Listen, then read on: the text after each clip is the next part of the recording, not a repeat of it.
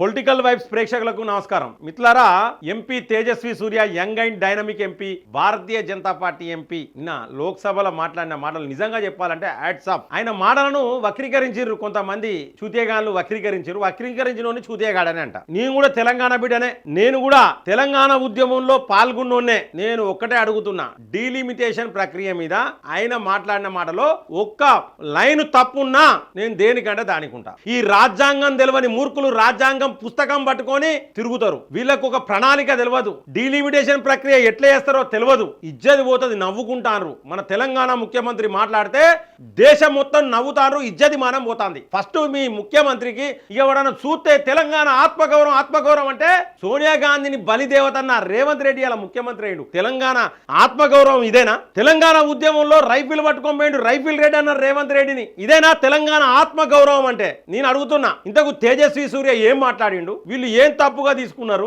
ఒక్కసారి మనం చూద్దాం. మిత్రులారా, ఈ వీడియో చూసే ముందు యొక్క వీడియోని లైక్ చేయండి, మీ యొక్క అభిప్రాయాన్ని కామెంట్ బాక్స్ లో రాయండి. సబ్స్క్రైబ్ చేయని వాళ్ళు మన ఛానల్ సబ్స్క్రైబ్ చేయండి, బెల్ బటన్ నొక్కడం మర్చిపోకండి. మిత్రులారా, తేజస్వి సూర్య మాట్లాడిన మాటలు ఏంటి అంటే, యూపీఏ ప్రభుత్వం ఉమ్మడి ఆంధ్రప్రదేశ్ ను దారుణంగా విభజించిందని బీజేపీ ఎంపీ తేజస్వి సూర్య వ్యాఖ్యానించారు. బ్రిటిష్ వాళ్ళు చేసిన భారత్ పాక్ విభజన కంటే దారుణంగా ఉమ్మడి ఏపీ విభజన జరిగిందని విమర్శించారు. ఇగో ఈ మాటను పట్టుకొని కొంతమంది తుగ్లక్గాళ్ళు అంటే తెలంగాణను విభజించడమే తప్పు.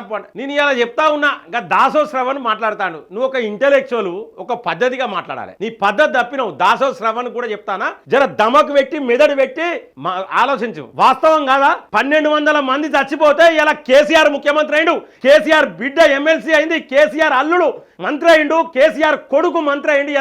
ఇలా రేవంత్ రెడ్డి కూడా ముఖ్యమంత్రి అయిండు. 1200 మంది చచ్చిపోయారు. మరి భారత్ పాకిస్తాన్ కంటే దారుణమైన ఇబ్బంది జరిగిందా?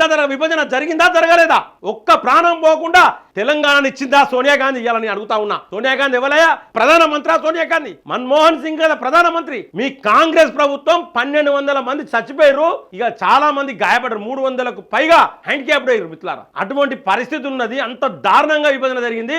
విభజన అనేది ఏ ఇబ్బంది కాకుండా శాంతిగా ఈ విభజన జరగలేదు, మీరు మాట్లాడతారా అన్నాడు. ఇంకో మాట చెప్పిండు. 2009 నుండి 2014 మధ్యలో 886 కోట్లు, అంటే తెలంగాణ రాకముందు ఉమ్మడి ఆంధ్రప్రదేశ్ కు 886 కోట్లు ఇస్తే నరేంద్ర మోడీ గారు వచ్చిన తర్వాత 10,000 కోట్లు ఒక్క ఆంధ్రప్రదేశ్కే ఇచ్చిర్రు, నవ్యాంధ్రప్రదేశ్కే ఇచ్చిర్రు అని చెప్పేసి అన్నాడు. ఇజ్జత్ ఉండాలి. ఇవాళ రేవంత్ రెడ్డి మాట్లాడితే నవ్వుతారు, అందరు నవ్వుతారు. ఉన్న రాష్ట్రాలకు పెంచండి, లేని రాష్ట్రాలకు పెంచకండి, సీట్లు పెంచకండి అంటాడు. ఇజ్జత్ అనిపించాలి. ఉన్నోనికి ఒక్కోటు, లేనోనికి ఒక్కోటు రాజ్యాంగం ఉన్నదా? ముడ్డితో నవ్వుతారు మిత్రులారా. ఆయన మాట్లాడిందనే, అంబానీకి 1,00,000 ఓట్లు ఇవ్వాలి, నాకు సామాన్యునికి ఒకే ఒక్క ఓటు ఉంటుందా అని అడిగిండు. ముడ్డితో నవ్వరా?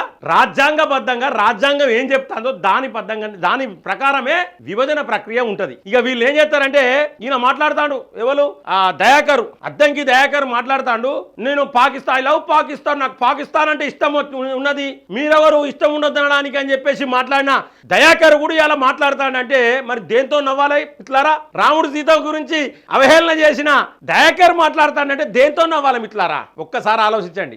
ఇలా ముస్లింస్ అంటే కాంగ్రెస్ అంటే ముస్లింస్ అన్న రేవంత్ రెడ్డి మాట్లాడితే దేంతో నవ్వాలి?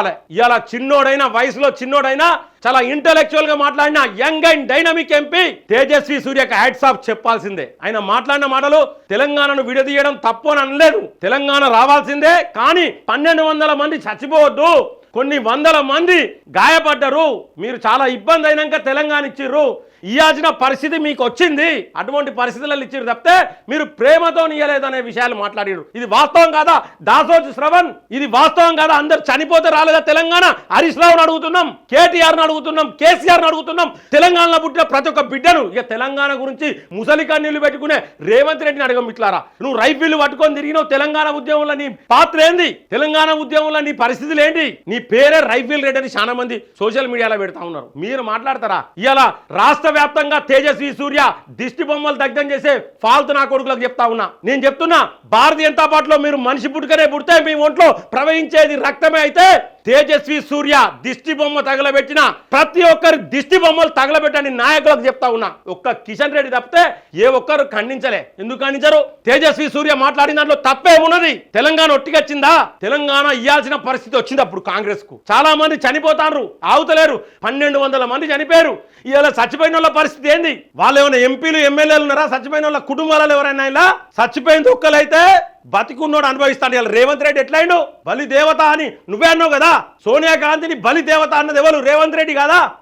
గట్లాంటి వాస్తవానికి ఆమె బలి దేవతనే. ఎంతో మందిని బలి తీసుకున్న తర్వాత తప్పని పరిస్థితులలో తెలంగాణ ఇవ్వాల్సి వచ్చింది. కంపల్షన్ క్రియేట్ అయింది మిత్రులారా. ఆ విషయాన్ని వీళ్ళు తప్పుడు మార్గాల్లో చూపించుకుంటూ డీలిమిటేషన్ ప్రక్రియను ఆపాలే. నేను ఒక్కటి అడుగుతున్నా, కాంగ్రెస్ లో ఒక రేవంత్ రెడ్డికి తప్పితే, ఈ మంత్రులు ఎవరైతున్నారో వాళ్ళకు తప్పితే చాలా మంది నాయకులకు డీలిమిటేషన్ ఇంపార్టెంట్. సీట్లు పెరగాలని ఉన్నది. ఎందుకు పెరగదు? సీట్లు జనాభా పెరిగినప్పుడు సీట్లు పెరగద్దా? ఎప్పుడో చేయాలి డీలిమిటేషన్ ప్రక్రియ. సో మిత్రులారా, ఏది ఏమైనప్పటికీ మహిళలకు 33%, అలాగే డీలిమిటేషన్ ప్రక్రియ ముందుకు పోవాలని చెప్పేసి కోరుకున్నాం. ఎంపీ తేజస్వి సూర్య దిష్టిబొమ్మ దగ్ధం చేసిన వాళ్ళకు వాళ్ళు ఖబర్దార్ అని చెప్తున్నా నేను కూడా. ఎందుకంటే తెలంగాణ ఆత్మగౌరవం అంటే తుపాకులు పట్టుకొని తిరిగిన రేవంత్ రెడ్డి తెలంగాణ ఆత్మగౌరవం కాదు. తెలంగాణ ఆత్మగౌరవం అంటే పాకిస్తాన్ అంటే ఇష్టం ఉన్న అద్దంకి దయాకర్ మాట్లాడిన మాటలు తెలంగాణ ఆత్మగౌరవం కాదు. తెలంగాణ ఉద్యమంలో ఎక్కడున్నారు మీరు? ఏడవైనరు మీరు తెలంగాణ ఉద్యమంలో.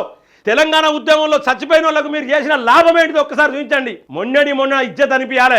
విజయశాంతి మాట్లాడింది, ఎమ్మెల్సీ విజయశాంతి మాట్లాడింది, అమరులైన కుటుంబాలకు జాగలిస్తలేము, నాకు గలీజ్ అనిపిస్తుంది, మన ప్రభుత్వం ఉన్నదని చెప్పేసి. కొంచెమన్నా సోయి లేదా? మంత్రులు ఉన్న దగ్గరనే డెవలప్మెంట్ జరుగుతుంది, కాంట్రాక్టర్లకు బిల్లులు ఇస్తానని కోమటిరెడ్డి వెంకటరెడ్డి కాంగ్రెస్ ఎమ్మెల్యే అన్నాడు. ఇజ్జత్ అనిపిస్తలేదా? ఇజ్జత్ అనిపిస్తలేదా మీకు? జీవన్ రెడ్డి సీనియర్ నాయకుడు మీ పార్టీని వదిలి బయటికి వేయండు. ఇజ్జత్ అనిపిస్తలేదా కాంగ్రెస్ కు? మీకేం ముట్టినా బీఆర్ఎస్ వాళ్ళకు? ఏమన్నా తెలంగాణ విభజన అనేది తప్పనన్నాడా? విభజించిన తీరు తప్పు. ఎప్పుడో తెలంగాణ రావాలే, చాలా లేటుగా వచ్చింది, 1200 మంది చనిపోయారని చెప్పేసి దానికి సంబంధించి మాట్లాడితే దాన్ని తప్పు తీసి డీలిమిటేషన్ ప్రక్రియకు రుద్దుకుంటా ఏదో చేయాలి. మీ మొత్తం కలిసి ఒక్క ఎంటిక కూడా తేజస్వి సూర్య వీకలేరా? నేను చెప్తున్నా, ఒక యంగ్ అండ్ డైనమిక్, ఒక్కొక్కరు ముసల్తనానికి వచ్చిర్రు. మీ అనుభవం కంటే తక్కువ అయిన వయసు. అటువంటి వ్యక్తి బ్రహ్మాండంగా మాట్లాడిండు, శభాష్ అని చెప్పాలి. మిత్రులారా, నేను తేజస్వి సూర్య మాట్లాడిన మాటలను ఏకీభవిస్తున్నా.